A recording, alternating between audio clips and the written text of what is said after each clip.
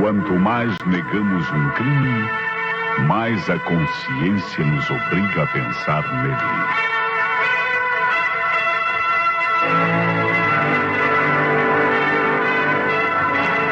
A Rádio Nacional apresenta...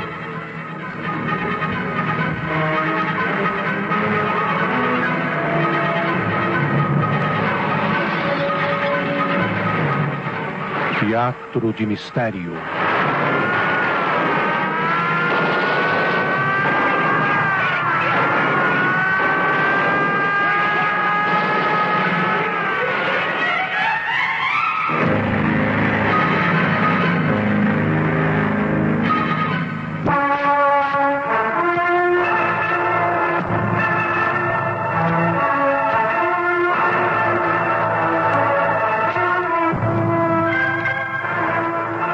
Maurício está aqui? Precisamos falar com ele. É urgente, muito urgente, por favor.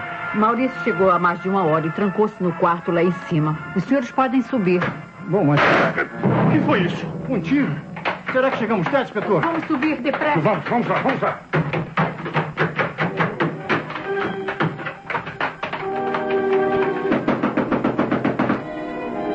Inspetor, é melhor arrombar na porta.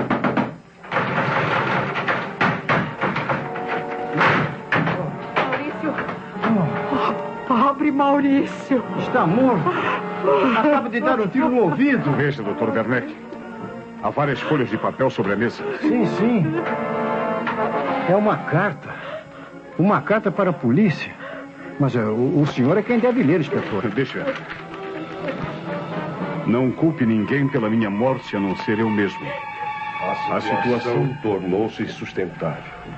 Prefiro matar-me a viver entre 4 paredes, pagando por um crime que não cometi. Mas é melhor contar a história de princípio. Desde já dou a minha palavra de honra de que tudo quanto aqui escrevo é verdade. Apenas a verdade e nada mais que a verdade. Eu não matei minha tia.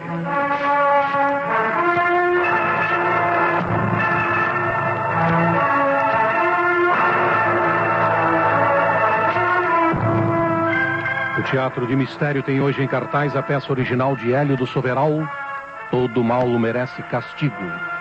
Os fatos e personagens desta peça são fictícias. Qualquer semelhança com casos ou pessoas reais terá sido coincidência.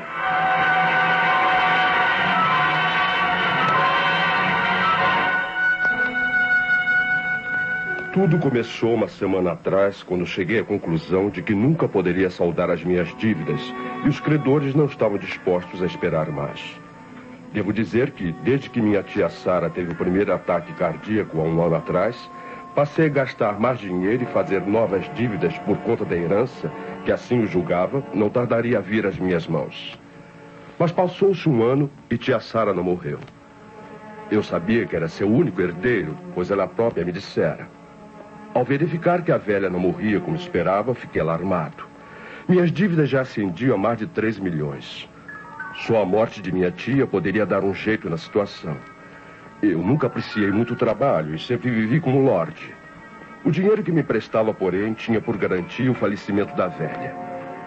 Ao verem que minha tia Sara não morreria tão cedo, os credores perderam a paciência e começaram a exigir o pagamento das promissórias. Foi isso que me decidiu finalmente a matar a velha. Não era um crime comum, nefando, diabólico, mas apenas um auxílio que eu prestava a Deus para livrar titia de seus ataques. Tia Sara sofria muito e a morte seria um alívio para ela.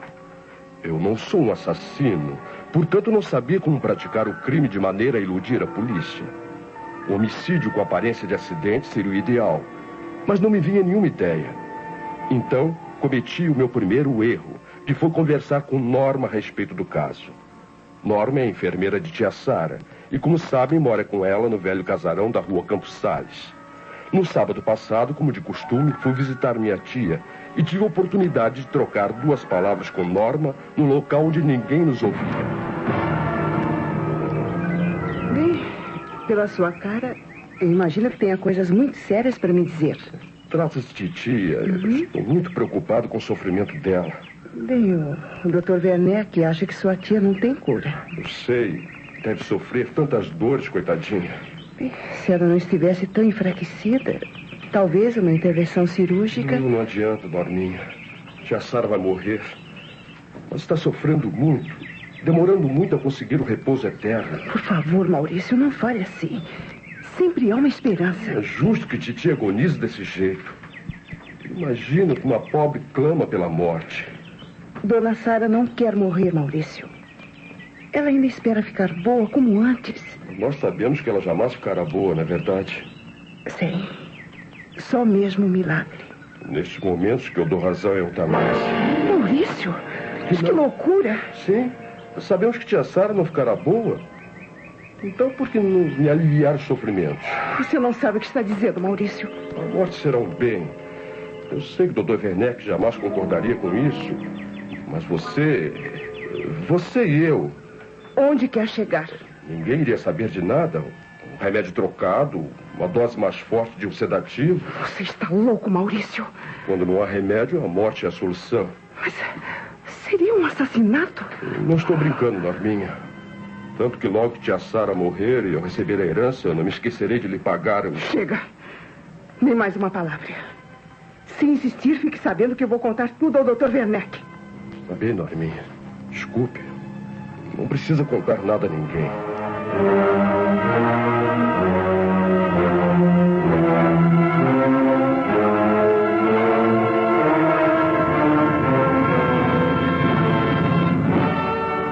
Depois daquela conversa, eu desisti de fazer de Norma minha cúmplice. Eu teria que agir sozinho. Mas como? Eu não podia usar um método que levasse muito tempo a ser executado, pois os credores me apertavam. Foi então que pensei na doença de tia Sara. E perguntei a mim mesmo se ela não poderia morrer naturalmente por uma falha do coração. Eu li alguma coisa a respeito e soube que um colapso cardíaco assemelha-se à morte por sufocação. Os músculos se contraem, impedindo o ar de entrar nos pulmões. Era ótimo. Bastava imaginar um meio de asfixiar a velha sem deixar vestígios extremos. Claro que apertar-lhe o pescoço com as mãos ou enforcá-la com uma corda não servia. Ambos os processos deixam sinais. Tinha que ser de outra maneira. No meu quarto de solteiro, na pensão de Dona Letícia, eu passei 2 noites andando de um lado para o outro, pensando e tornando a pensar.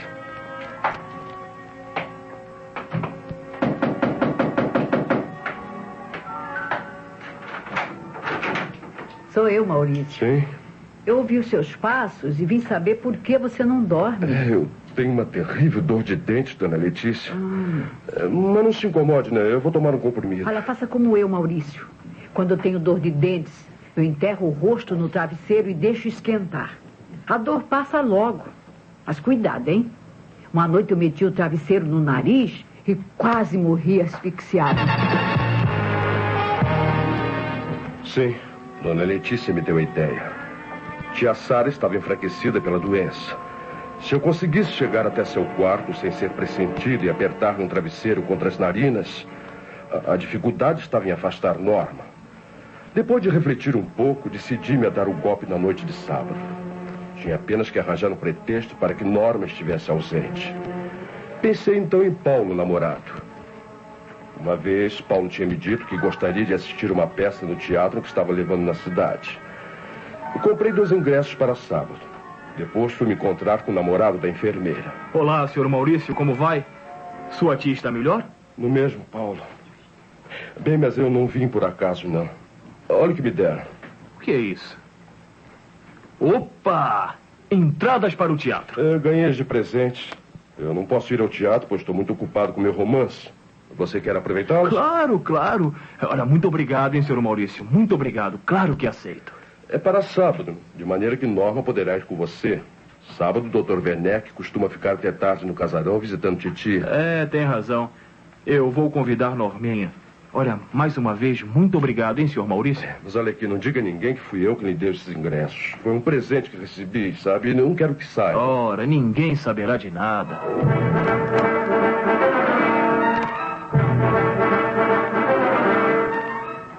A sessão teatral começaria às 8 e terminaria às 10 horas da noite. Logo eu tinha que matar a velha nesse espaço de tempo. Não seria possível desde que o Dr. Werneck não estivesse no casarão. Por isso fui visitar tia Sara à hora do jantar e ali me encontrei com seu médico assistente. Sua tia está com saudade de você, Maurício. Você quase não liga para ela. Esses últimos dias eu tenho pensado tanto em tia Sara. Você não poderia ficar no casarão esta noite para lhe fazer companhia? Imagine que Norma, a enfermeira, pediu-me dispensa. Vai sair às 7h30 e só vai voltar depois das 10. Infelizmente eu não posso ficar. Eu assumi um compromisso. Sabe, eu não estou gostando do estado de Dona Sara. Será melhor que fique um homem aqui em casa. Mas, enfim, eu ficarei. O senhor ficará? Sim, Maurício, eu ficaria aqui. Ficaria até a volta da Norminha. Sabe-se lá, não é? Pode acontecer qualquer coisa. Está decidido. Eu vou ficar aqui esta noite.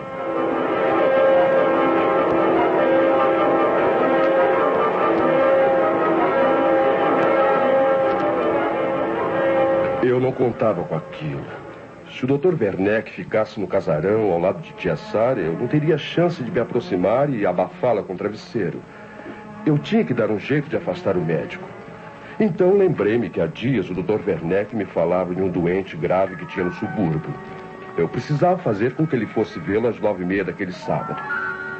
Amélia, a empregada, não era problema, pois dormia nos fundos do casarão e só aparecia se tia Sara tocasse a campainha. Fui para o meu quarto, na pensão, e pouco depois das 8 horas da noite, aproveitando a ausência de Dona Letícia, peguei no telefone.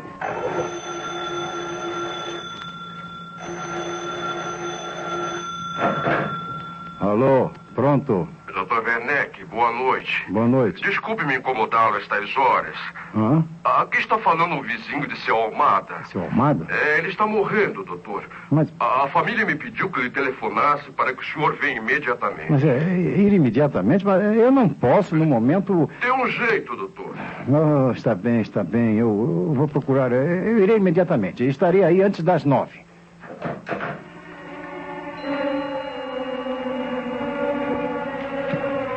Eram então 8h15. Dona Letícia não estava na pensão, mas não devia demorar. Os outros pensionistas na sala ou em seus quartos não repararam em mim. Fui até o corredor na entrada, onde estava a caixa de fusíveis da luz, e amarrei um barbante numa chave, deixando-o com uma extremidade do lado de fora da caixa. Às 9h, a dona da pensão voltou e os hóspedes começaram a meter-se nos seus quartos. Desci de novo e, ao passar pelo corredor, dei um puxão no meu barbante. Todas as luzes se apagaram. Meu Deus! Mas que foi isso? Não é nada, dona Letícia. Algum curto-circuito. Pode deixar que eu vou examinar os fusíveis. Eu vou buscar uma vela. Eu tenho a certeza de que não há defeitos. Abri a caixa dos fusíveis e estraguei 2 deles, mostrando-os depois à dona Letícia. Aquela hora era impossível comprar novos fusíveis. Eu vou telefonar para a Light. Empreste-me uma moeda. Eu conheço um processo que não falha. Vou buscar uma moeda. Felizmente que já é tarde e a maioria dos pensionistas estão dormindo. Um momentinho. Coloquei uma moeda no sistema elétrico de tal sorte que provoquei um curto-circuito. Dessa vez o que sofri foi a mufa no porão. Não houve meios de fazer a luz voltar. Com muito tato, dissuadi Dona Letícia de chamar a Light. O que vamos fazer, então? Bem, eu tenho um amigo que é eletricista. Eu vou telefonar para ele. Antes das 10h estará aqui. Enquanto isso, o jeito é ficarmos sem luz. Empreste uma vela, sim? Eu preciso escrever. Você vai trabalhar à luz de uma vela? É o jeito, né? Eu tenho uma inspiração, não posso perdê-la. Logo que meu amigo chegar, eu descerei. Está bem, Maurício. Leve esta vela. Fingi que dava um telefonema para um amigo inexistente, subi ao meu quarto com uma vela, pedindo à dona Letícia que não me chamasse senão quando chegasse o eletricista. Uma vez no quarto, coloquei a vela sobre a mesa, amarrando o barbante entre a maçaneta da porta e a cabeceira da cama. Nesse barbante esticado, pendurei um par de sapatos. Não sei se me entendem. O barbante passava pela vela, a 4 dedos abaixo do pavio aceso. A chama da vela demoraria de 20 minutos a meia hora para alcançar o barbante e queimá-lo, rebentando. Ora, ao rebentar o barbante, deixaria cair o par de sapatos ruidosamente sobre o soalho. Esse era o meu álibi.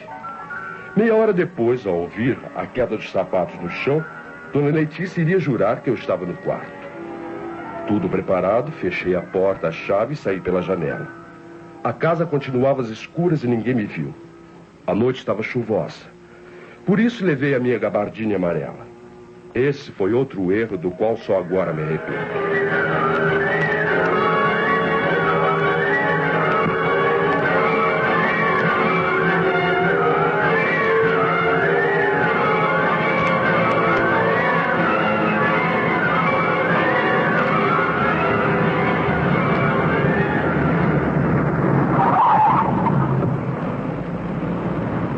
Cheguei ao casarão às 9h15.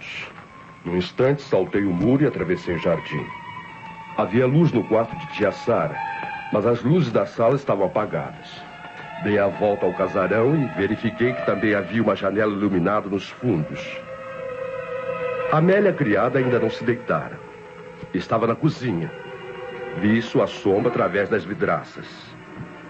Voltei à frente da casa, indo buscar uma escada no jardim e encostei à parede. Subi até a janela do quarto de tia Sara e espiei pelo vidro. Titia estava sentada na cama acordada. Abri a janela devagarinho. Não estava fechada no trinco. O ruído, porém, despertou a atenção de minha tia. Quando ela olhou para ali, só tive tempo de me abaixar.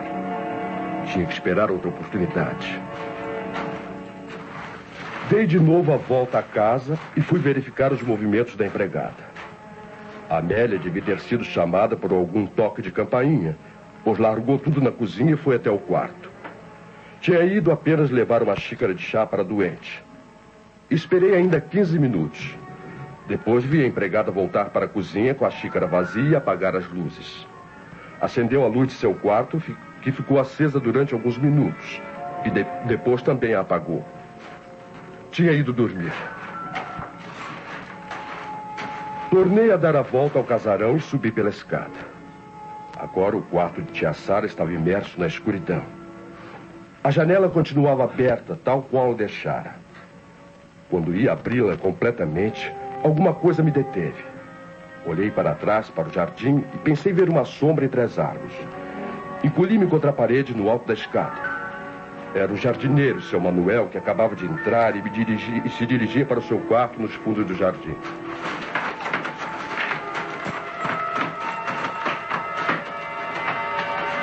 No primeiro momento, não atinei com aquele barulho. Depois compreendi. Era no quarto de tia Sara, além da janela. Parecia uma luta desesperada. Eu fiquei gelado. Eu ainda não entrara no quarto, ainda não cometera o meu crime, de maneira que não havia motivo. Abri a janela devagar e saltei para dentro do quarto às escuras. Nada aconteceu. Então acendi a minha lanterna elétrica e passei o fiozinho de luz pelo quarto. Primeiro vi um travesseiro amarrotado caído no chão. Depois vi a mão de minha tia pendendo fora da cama.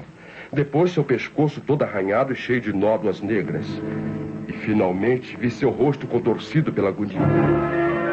A porta estava aberta para o corredor, mas não havia mais ninguém no quarto. No entanto, alguém se antecipara ao meu crime. Minha tia fora estrangulada.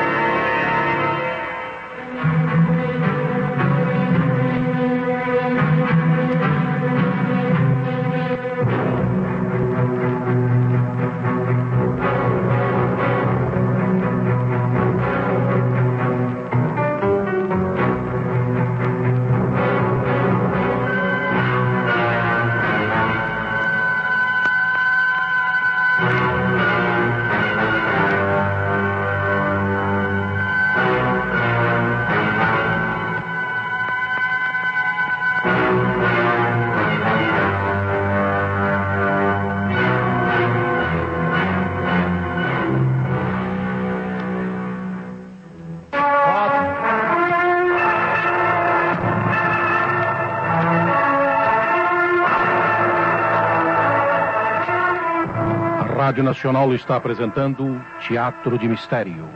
Hoje em cartaz, Todo Mal Merece Castigo.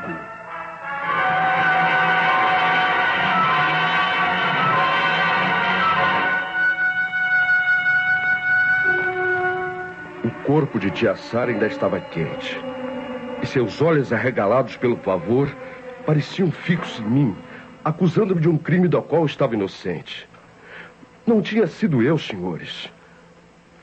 Enquanto esperava a hora de dar o golpe, alguém entrara no quarto pela porta e estrangulara a velha. Alguém tomara conhecimento dos meus planos, não sei como, nem quando se antecipara matando tia Sara quase da mesma maneira como eu pensava em matá-la. Fui até a porta do quarto e fechei-a para evitar uma surpresa. A chave não estava na fechadura. Fiquei apavorado.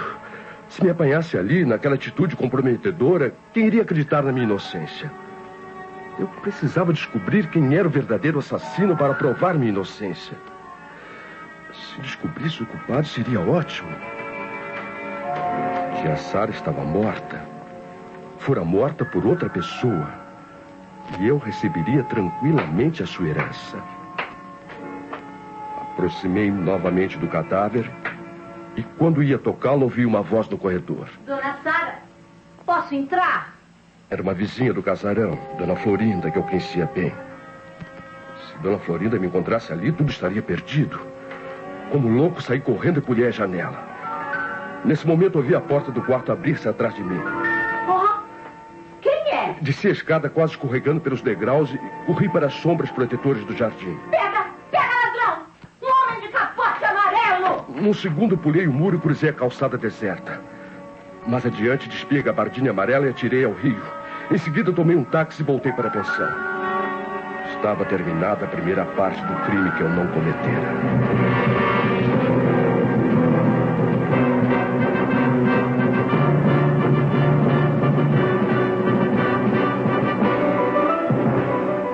Chegar à pensão, entrei em meu quarto pela janela. Eram então 10 horas e 15 minutos. Encontrei tudo tal qual esperava encontrar. A vela estava quase consumida no castiçal e os sapatos caídos no meio do quarto. Peguei nos restos de barbante queimado e atirei-os pela janela. Depois vesti o pijama, abri a porta e desci à sala. É você, Maurício? Eu pensei que já estivesse dormindo. Não, dona Letícia, eu estava escrevendo. Não saí do quarto até agora. Ah, eu sei. Eu vi você lá em cima. Mas quando você tirou os sapatos, eu pensei que desistira de esperar o seu amigo e resolvera deitar-se. É verdade. O eletricista ainda não veio, né? Então é melhor telefonar para a Light.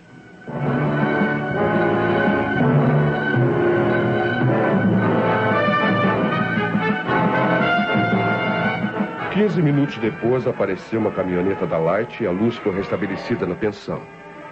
Despedi-me de Dona Letícia e fui me deitar. Eram quase 11 horas quando o telefone tocou. Maurício? Acorda, Maurício. O que aconteceu, Dona Letícia? Aquela enfermeira telefonou agora mesmo, pedindo para você ir à casa da sua tia. Parece que houve um desastre. Se eu saísse correndo, poderia parecer suspeito.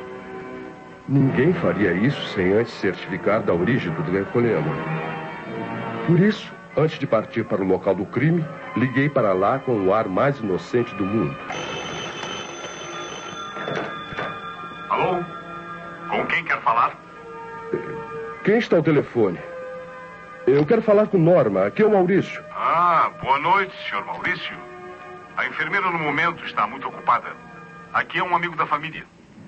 O senhor não poderia vir até o casarão imediatamente? Mas o que aconteceu, hein? A dona da minha pensão falou num acidente? Sim, houve um pequeno acidente com sua tia. Mas nós preferimos falar com o senhor pessoalmente. Alguma coisa o impede de vir para cá? Não, senhor, eu ia mesmo. Mas resolvi confirmar o telefonema. Fez muito bem, senhor Maurício. Até já. A polícia. Não havia engano possível. A polícia já fora chamada e agora eu precisava de todo o meu sangue frio. Encarei Dona Letícia, encolhi os ombros e fui me vestir. Meia hora depois chegava ao casarão da rua Campos Sales.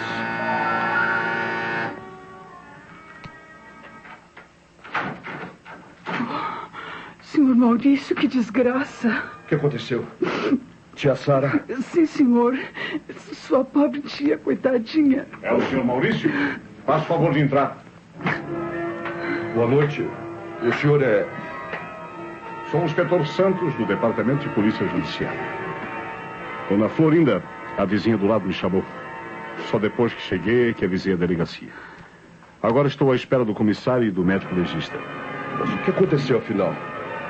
Minha tia morreu? Creio que faleceu a coisa de 2 horas.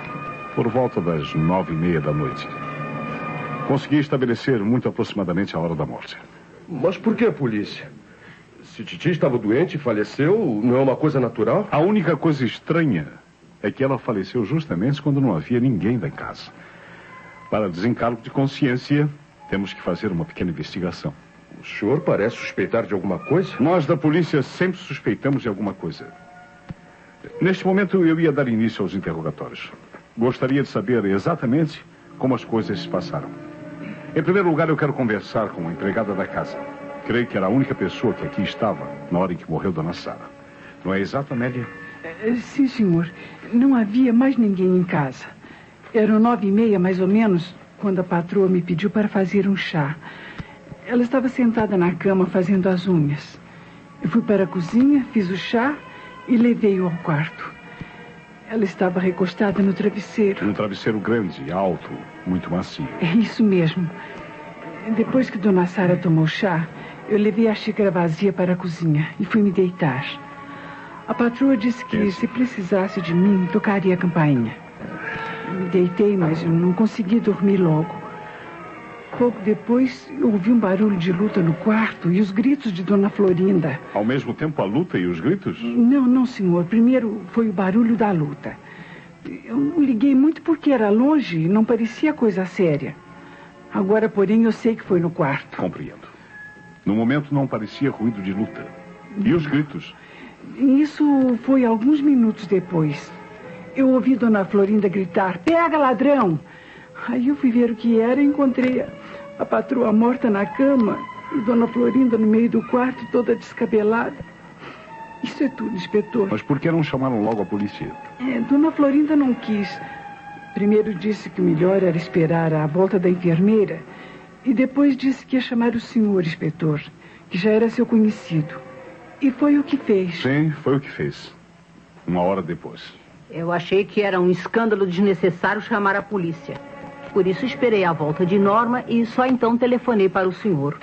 Não haveria nada disto, é claro, se eu não tivesse visto o assassino. A senhora viu o assassino? Não se assuste, senhor Maurício.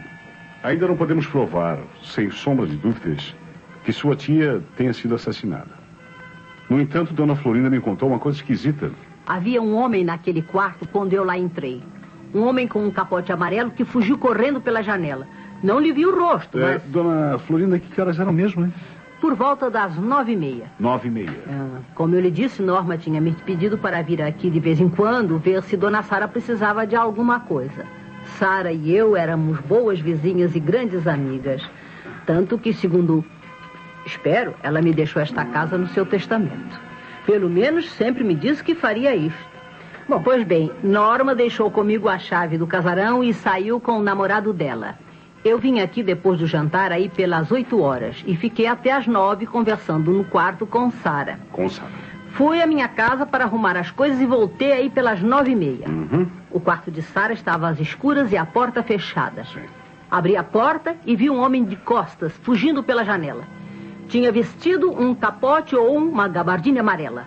Só podia ter sido ele. Mas a senhora não sabe quem é esse homem? Foi tudo tão rápido, mas pela altura não me pareceu o jardineiro. E o jardineiro continua preso.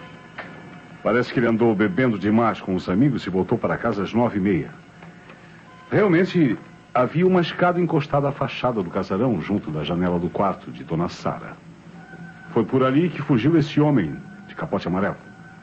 O jardineiro afirma não ter visto nada de anormal ao chegar ao jardim, mas... O Manuel estava embriagado, inspetor. Mas ele sempre foi cumpridor de seus deveres e nunca na vida ia matar Dona Sara. Por enquanto, é ele o principal suspeito. Inspetor. Sim? Agora o senhor me permite falar? É claro, senhorita Norma. Qual é a sua história? Bem, antes de mais nada, eu quero lhe apresentar o meu noivo, Paulo. Muito prazer, inspetor. Prazer. Que coisa desagradável, hein? Realmente. O senhor tem certeza de que foi um crime? Em outras circunstâncias, eu acreditaria em morte natural, Sr. Paulo.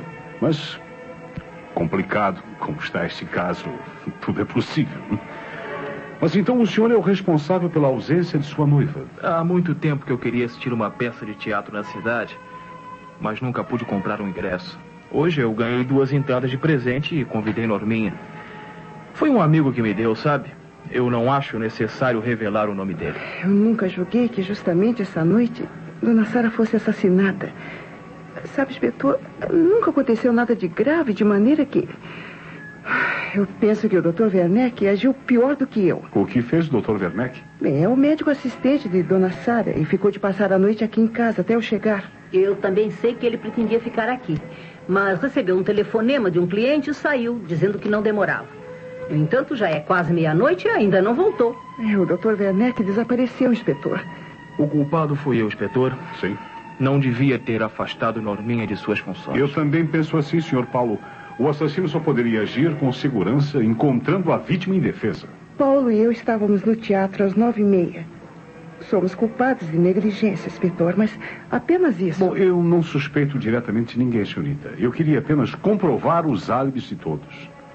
Acredito que estivessem no teatro os dois e que o Sr. Paulo não usasse nenhum capote amarelo. Não, inspetor, eu tenho uma capa de matéria plástica, mas é azul. Aqui está. Bem, e o homem que eu vi era mais baixo do que o Sr. Paulo. Era mais ou menos da estatura de Maurício, embora um pouco mais gordo. Cuidado com o que diz, dona Florinda. Eu não estou acusando ninguém, Maurício. Eu sei que não era você. Como sabe, minha senhora? O assaltante parecia mais gordo. Não podia ser o Maurício. Ele gostava tanto da tia. Não é verdade, Norminha? Ah, sim, é verdade. Engraçado. O senhor Maurício parecia gostar muito da pobre senhora. Por que diz isso com um ar tão pensativo, senhorita? Tem alguma suspeita? Eu jamais suspeitaria de Maurício, mas é que na semana passada ele me disse uma coisa estranha. Maurício me disse que era adepto da eutanásia. O senhor então aceita a morte por piedade? Bem, inspetor, eu sabia que minha tia sofria muitos ataques e me lembrei de um artigo que lera sobre a eutanásia. Mas está claro que eu nunca pensei realmente em matar minha tia. Senhor Maurício, agora quero ter o prazer de conversar com o senhor.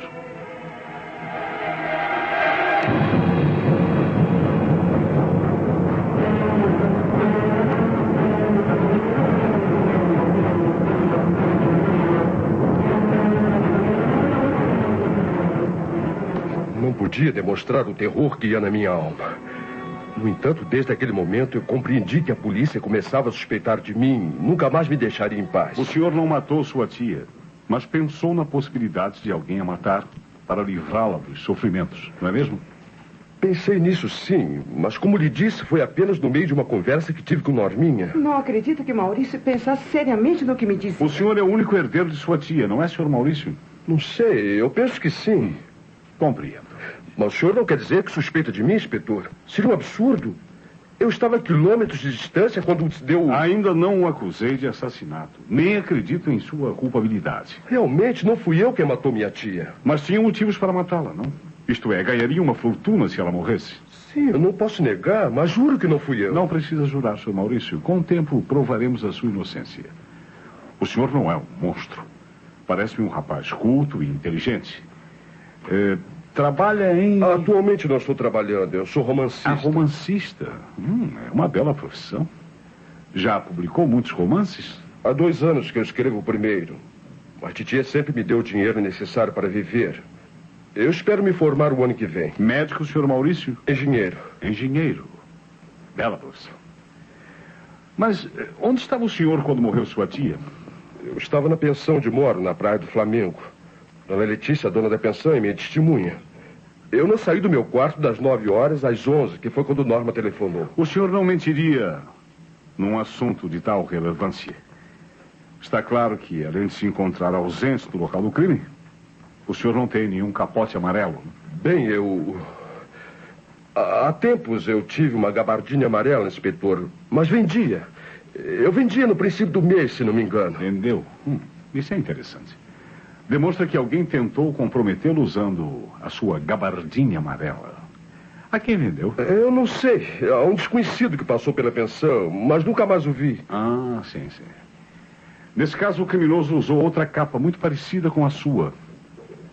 O tal homem do capote amarelo que foi visto por Dona Florinda e que era mais gordo que o senhor. Bem, eu não tenho certeza de que o homem que vi era mais gordo. Eu disse parecia mais gordo, pois tinha a gabardina desabotoada. Assim são as testemunhas. Até Dona Florinda, sem querer, está fazendo carga contra o senhor. Ainda há pouco o assaltante era mais gordo. Agora já não é mais gordo. É um problema. Daqui a pouco a Dona Florinda vai dizer que era o senhor. Eu não quis dizer isto. Está muito bem, Dona Florinda. Está muito bem. Venha comigo, Sr. Maurício. Vamos confirmar o seu álibi com a dona da pensão. Custe o que custar, eu hei de provar que o senhor não matou sua tia.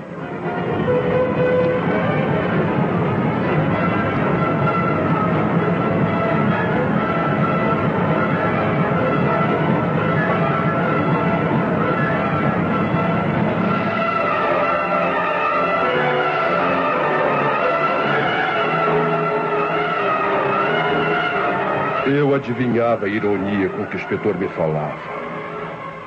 Compreendia que ele suspeitava de mim e estava se divertindo à minha custa como o gato brinca com o rato. De braço dado comigo, o inspetor Santos acompanhou-me até a pensão de Dona Letícia. O inspetor olhava tudo com agradável surpresa. Que belo aposento, Sr. Maurício. Meus parabéns. O senhor tem muito bom gosto. Obrigado. Gosta de conforto. Fez bem não se casar. Bem, ainda não me casei porque não encontrei ninguém. Sim, claro. O senhor gosta de variar. Estes livros... Ah, sim. Engenharia, romances, poesias. Adoro Augusto dos Anjos. Ainda precisa de mim, inspetor? Por obséquio, Dona Letícia, como lhe disse, houve um acidente na casa da Dona Sara. Sim, senhor. E a polícia é obrigada a investigar. Pessoalmente, acredito nas palavras do seu hóspede. Mas uma testemunha jura que o viu na casa por volta das 9h30 da noite. Esta noite? Às 9h30? Exato. É impossível. Maurício não saiu da pensão? Tem certeza, Dona Letícia? Isso é ótimo. A senhora o viu aqui, não é? Não vi, mas ouvi. É a mesma coisa. Maurício subiu para o quarto para escrever às 9h. As luzes estavam apagadas. E ele teve que escrever à luz de uma vela. Estouraram 2 fusíveis, viu, inspetor? E estávamos esperando o eletricista. Quando foi às 9h30, pouco mais ou menos, eu ouvi o Maurício descalçar os sapatos e deitar-se. Eu pensei que ele tinha ido dormir. E tem certeza de que era ele, não é assim? Só podia ser. Tanto que quando foi 10h, assim, 10 e pouco, ele tornou a descer a sala. Queria outra vela. Sim, compreendo. É um álibi perfeito. Um par de sapatos que caem no soalho. Sim, só podia ter sido ele. Aquela janela... Com licença. Pois não. Deixa-me dar uma espiada pela janela. Sim, senhor. O que tem a janela, inspetor? Eu estava apenas verificando a altura. Vamos descer um instante? Se não me engano, ali embaixo há marcas de sapatos. Dona Letícia, muito obrigado, viu? De nada. A propósito, o senhor Maurício me disse que tinha uma gabardina amarela. Gabardina amarela? Mas claro. Certamente que tem, sim, senhor. Olha, ainda ontem ela estava naquele cabide.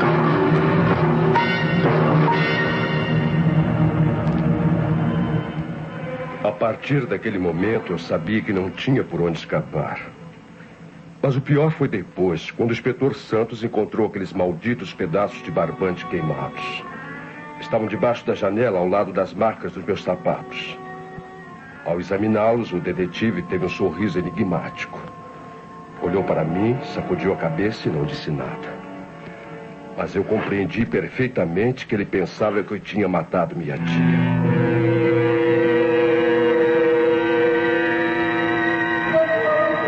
Voltamos para o casarão e, quando ali chegamos, encontramos o Dr. Werneck. Eu sou o médico assistente de Dona Sara. Acabei de chegar e de saber do que aconteceu. Ainda não examinou o corpo, Dr. Werneck? Na minha opinião, a sua paciente foi estrangulada. O senhor pode me explicar por que motivo se ausentou desta casa? Recebi um telefonema chamando-me no subúrbio. Era um telefonema falso, feito evidentemente para me afastar da casa. E eu penso que eu sei quem foi o autor da brincadeira. Por que me olha assim, Dr. Werneck? Eu vou examinar o cadáver da sua tia, Maurício. Mas depois temos muito o que conversar. Venha, senhor Maurício. Vamos assistir ao exame. Bem, se me permite, inspetor, eu prefiro esperar aqui.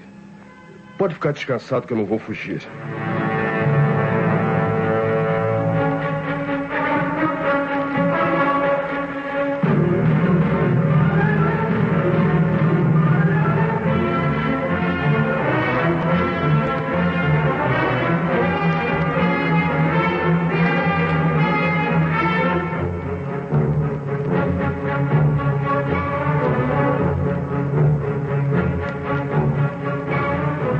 Logo que o inspetor e o Dr. Werneck viraram as costas, eu tratei de fugir. O guarda que estava à porta não recebera nenhuma instrução a meu respeito e deixou-me passar. Tomei um táxi e vim para a pensão, onde escrevo essas linhas. Isto é o fim. Eu não tenho outra saída senão a morte. Por mais que conte a verdade, jamais poderei provar que não matei minha tia. Quem acreditará que o meu crime, tão habilmente planejado, tenha ficado pela metade? Mas agora, talvez acreditem em mim. A palavra de um morto é sagrada. Eu não matei minha tia, mas sei quem foi que a matou. Vinguem pelo menos a minha memória. Só uma pessoa poderia ter estrangulado tia Sara naqueles poucos minutos antes que eu entrasse no quarto. Uma pessoa que ia herdar o casarão e que tinha as chaves da casa. Quem matou tia Sara foi Dona Florinda. Pobre Maurício. Eu devia ter se matado. Não devia realmente. Precipitou-se o pobre rapaz. Está claro que Dona Florinda não matou ninguém. Mas inspetor, nesta carta, o Maurício diz que ouviu uma luta dentro do quarto. Era a própria vítima na luta pela sobrevivência. Faltou-lhe o ar. E suas unhas, longas e afiadas, arranharam-lhe a própria garganta. Como lhe disse, doutor, ninguém matou Dona Sara. Eu e o médico legista chegamos à mesma conclusão. Dona Sara morreu de um ataque cardíaco. E o suicídio de Maurício vem apenas provar que se o crime não traz recompensa, a simples ideia do mal também pode trazer castigo.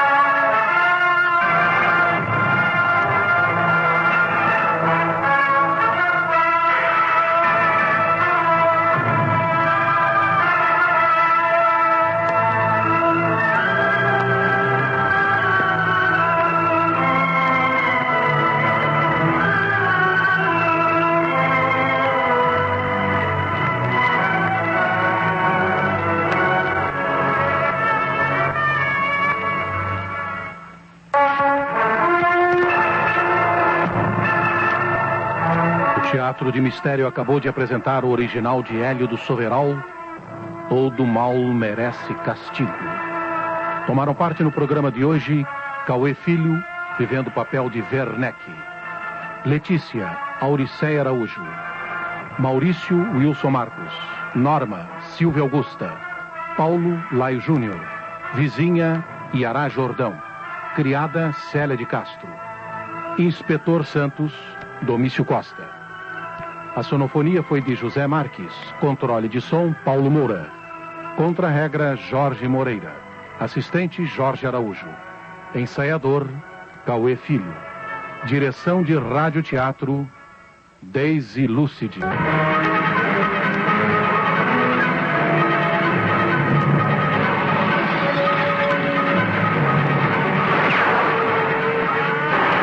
O Teatro de Mistério é apresentado sempre aos sábados às 8h05 e às segundas-feiras às 22h05 em reapresentação.